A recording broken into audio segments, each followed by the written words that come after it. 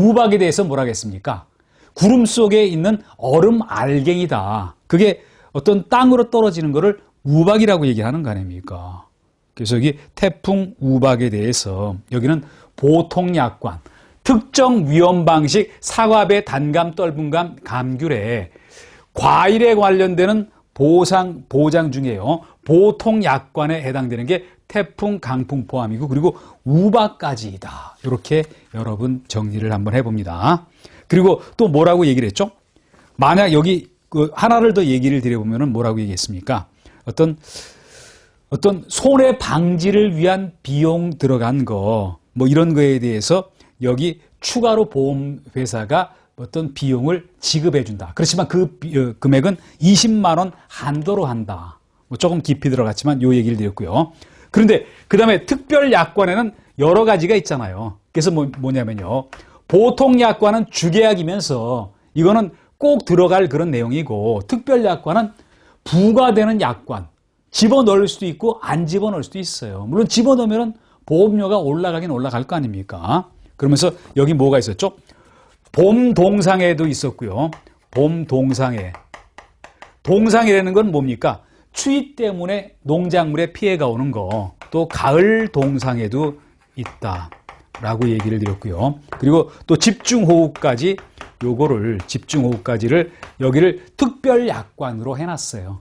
그래서 어떤 여기 보통약관은 태풍, 강풍 포함, 우박 여기까지다. 그리고 특별약관에서 봄동상해는 뭐죠?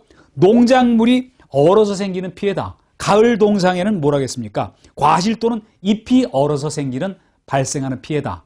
봄에 어떤 추위에 의해서 발생한 것은 봄 동상해, 가을에 추위에 의해서 발생하는 것은 가을 동상해다. 라고 한 요 정도까지 여러분 보도록 합니다. 그리고 집중호우는 뭐라고 했죠? 비교적 짧은 시간에 비가 많이 내리는 거, 그게 집중호우예요. 이런 것 때문에 농작물에 피해가 될 수가 있다는 거 아닙니까? 그러면서 여기 뭐라고 했냐면요.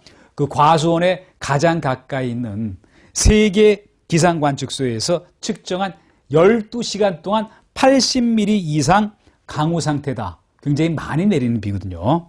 이거에 대해서 어떤 특별약관으로 집중호우를 드러났다. 그리고 그 다음에 봅니다. 과일에 대해서만 보상을 해주는 게 아니라 나무에 대한 보상도 있어야 돼요. 나무에 손상이 오면은 뭐죠?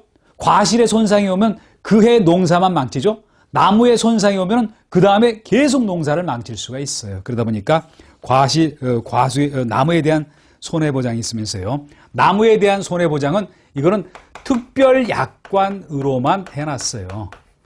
여기 보통약관으로 해놓은 게 아니라 특별약관으로 했다. 그러면서 태풍, 집중호우 관련되는 그런 것만 해놨다 이렇게 봅니다. 태풍, 그러면서 강풍이 포함되고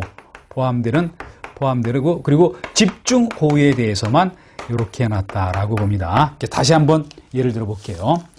5가지 과일 농작물의 경우는요. 특정 위험 방식이다. 그러다 보니까 어떤 제한된 재해에 대해서만 보장을 해준다.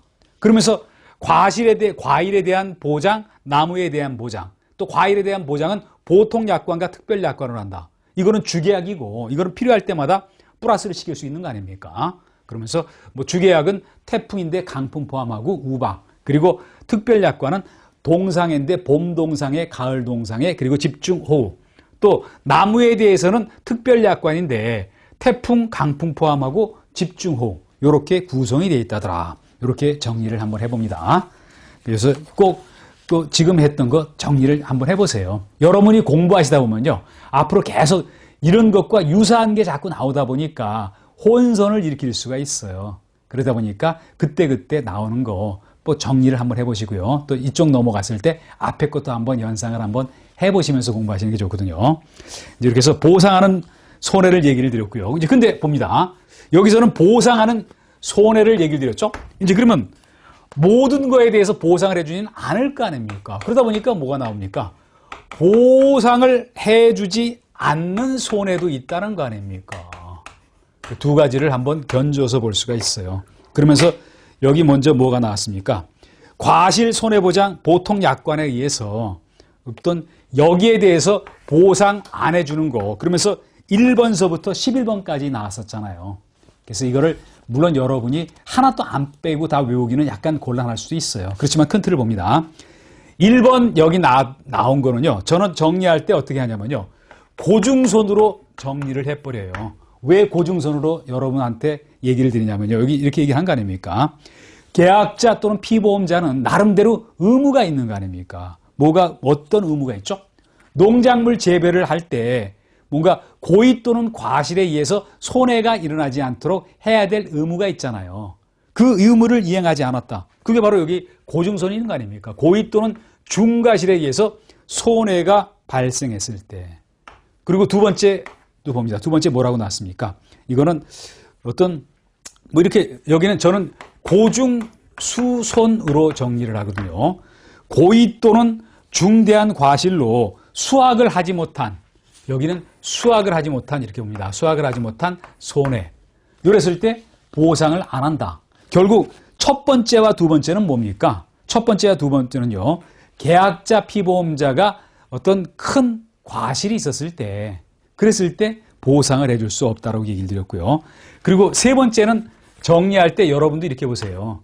통용이라고 한번 해보세요. 왜 통용입니까?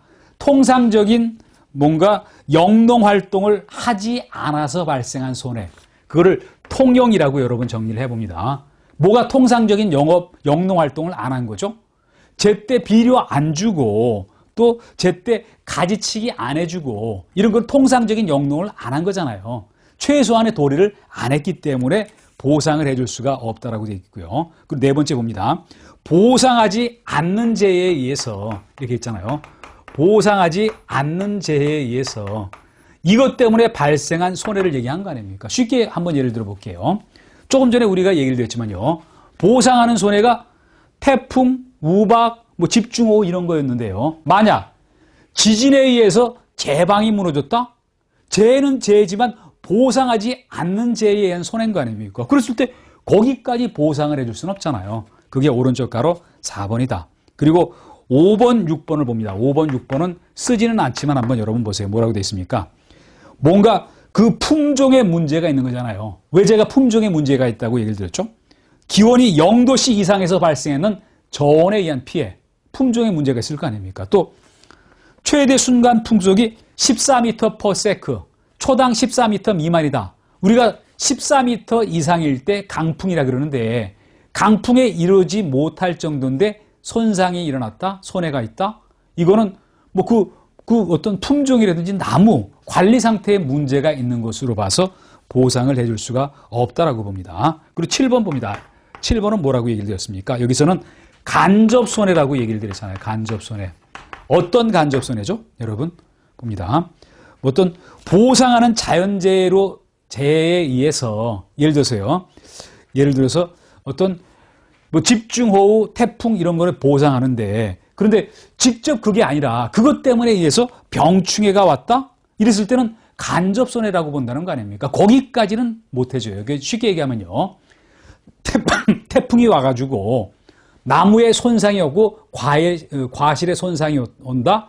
보상 대상이지만 그 태풍의 여파로 인해서 병충해가 늘었다? 그 병충해에 대한 손해보상까지는 해줄 수가 없다는 거 아닙니까? 그런 의미로 나왔다는 거 한번 보도록 합니다. 그런 정도였고요. 그리고 조금 건너뛰어서 봅니다. 10번 있는 얘기를 가서 볼게요. 10번에 뭐라고 나왔죠? 저장한 과실에 나타나는 손해다. 결국 이건 뭡니까? 우리는 농작물 재배하고 있는 그런 농작물에 대한 손해를 얘기하는 거지 저장하고 있는 그런 과실에 대한 손해까지 보상을 해줄 수가 없다라고 봅니다. 그리고 저장성 약화, 과실 경도 약화 이거는 육안으로 판명이 되지 않기 때문에 손해평가가 불가능한 거예요. 이런 경우에는 우리가 보상에서 제외가 되는 그런 손해다. 이렇게 정리를 한번 해봅니다.